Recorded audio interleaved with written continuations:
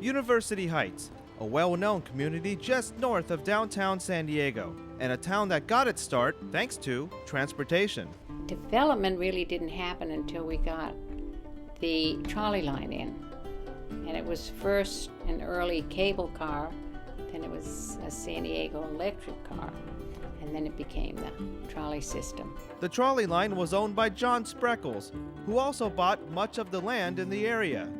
Once the trolley system was in place, the idea for a botanical garden park was hatched. It was to be called Mission Cliff Gardens.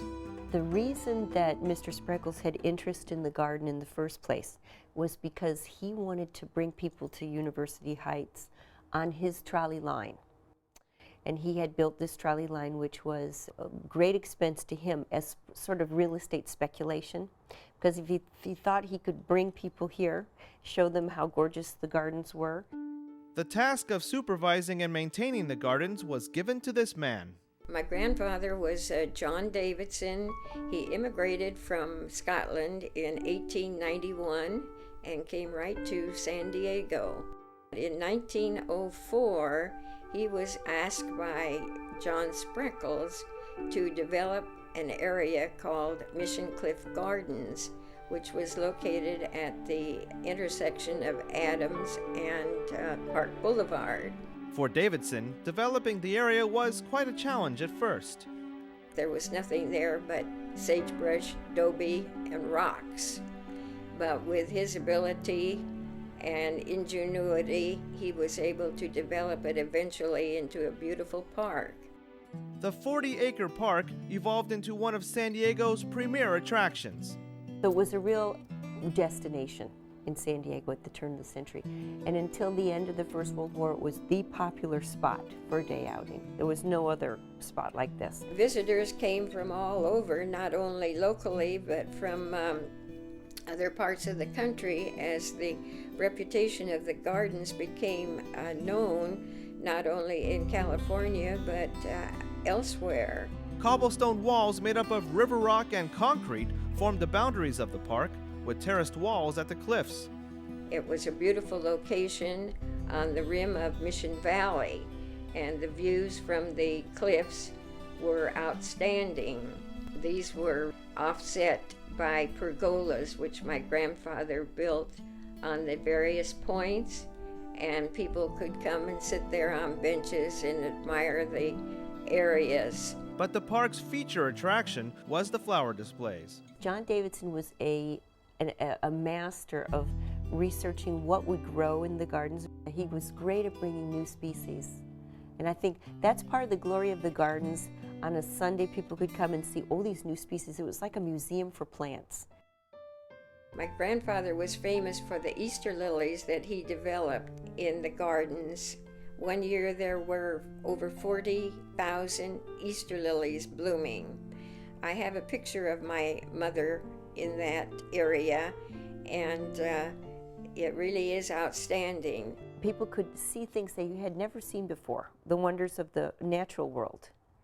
And this garden idea that a park could be a garden that would edify people, also instruct people about nature, that was a very craftsman thing to do.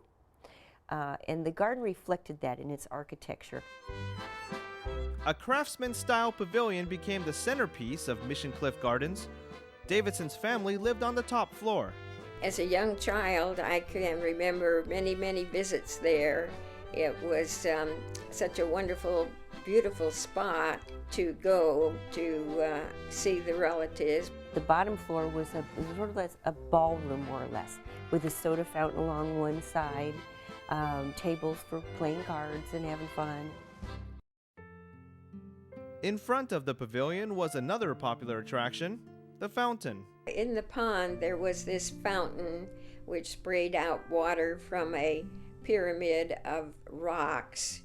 It was the focal point of the gardens and was very appealing to all the visitors. I think the original inception was that it was going to be for John Davidson's very famous lily pads. He developed a beautiful water lily, and because it attracted so much attention He sent roots to a nursery where they eventually developed a beautiful specimen which was called the Blue Triumph.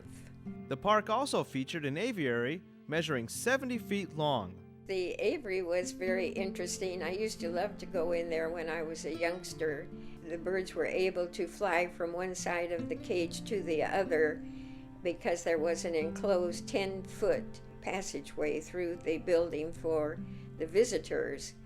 This enabled the birds to fly from one side to the other without any interference. John Spreckles also added an ostrich farm to the park, and it was a hit with the public. At that time, ostriches were very popular, displayed across the country. Some people even rode them or were allowed to feed them, which was a novelty. And the ostrich farm had its breeding ground right below the gardens. And then right across from where the trolley dropped people off was the store. They weren't selling ostriches, they were selling plumes for ladies' hats. And there were cases of plumes on display. When this fell out of favor was when ladies' hats with the big plumes fell out of favor. By the late 1920s, the popularity of Mission Cliff Gardens was in decline, and the park was eventually closed to the public in 1929. Several factors led to its demise. Attention was being diverted away from Mission Cliffs Gardens because of the wonderful exposition that was being built in Balboa Park. Also, in 1926, Mr. Spreckles promoted the Mission Beach area and developed a plunge there where people could go for other types of amusement. The increasing number of automobiles also affected the garden's popularity. Once people didn't take a streetcar and spend a whole day, for example, strolling about the gardens, their time was compressed. And also their sense of what could happen in a visual moment was compressed. If you think about what you see out of the window of a car as opposed to what you would see on a streetcar that stopped every so often, and it took about 2 hours to get here from downtown. The advent of cars, and therefore roads, pretty much truncated that idea of a leisurely day, strolling, walking. Today, Mission Cliff Gardens is a distant memory, and while the land that housed the park was eventually subdivided and developed, several landmarks of the park's grand days still survive. I think I have probably the two major walls that remain because the deer enclosure was built up fairly high, and then the round area that's the little rest point for stopping and having a drink, tea, that's in my backyard. I think mine are fairly visible and remarkable for the fact they're in such good shape. A huge section of the original wall that spans 2 blocks can be seen on Adams Avenue. Original 100-year-old Canary Island date palms are in clear view at the original Park Boulevard entrance. And the fountain, although filled in now, is at the corner of Mission Cliff Drive and North Court. Visual reminders of San Diego's first park. It was symptomatic of what the nation was thinking of at the turn of the century when they thought about leisure activity.